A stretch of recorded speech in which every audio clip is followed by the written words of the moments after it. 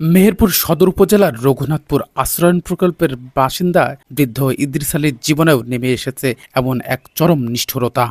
2 বছর আগে স্ত্রী মারা যাওয়ার পর থেকেই তার সাজানো সংসার তাসের ঘরের মতো ভেঙে পড়ে।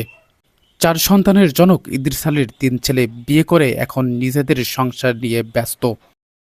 আর মাত্র 10 বছর বয়সী ছোট ছেলেটি পড়ছে 3য় শ্রেণীতে। দুঃখের বিষয়, স্ত্রী মারা যাওয়ার মাত্র 12 দিনের মাথায় বড় ছেলেরা ও পুত্রবধূরা জানিয়ে দেয় পিতার কোনো আর্থিক সম্পদ না থাকায় পিতাকে খাবার দেওয়ার সামর্থ্য নেই তাদের। আমার বড় ছেলেকে বললাম, মেয়ে ছেলেকে বললাম যে তুই একবার দিবি, সেদিকে একবার দেবে, বড় মেজুটা একবার দেবে, কি দেবে? ভাত দেবে। আচ্ছা, বলছে আমরা পাইবো না, তোমার জমি জায়গা কিছু নেই, গরু বাছুর নেই, আমরা পাইবো না, তোমার মতো তুমি দেখে খাও। আপনি যে সাহায্য তুলে বেড়াচ্ছেন এটা কি আপনার ছেলেরা জানে? জানে। বয়সের ভার এবং দীর্ঘদিনের অ্যাজমা রোগে আক্রান্ত ইদ্রিস আলী এখন ভারী কোনো কাজ করতে পারে না। জোটেনি বয়স্ক ভাতার কার্ড ও তাই বাধ্য হয়ে 2 মুঠো খাবারের সন্ধানে দাঁড়ে দাঁড়ে হাত পাচ্ছেন তিনি।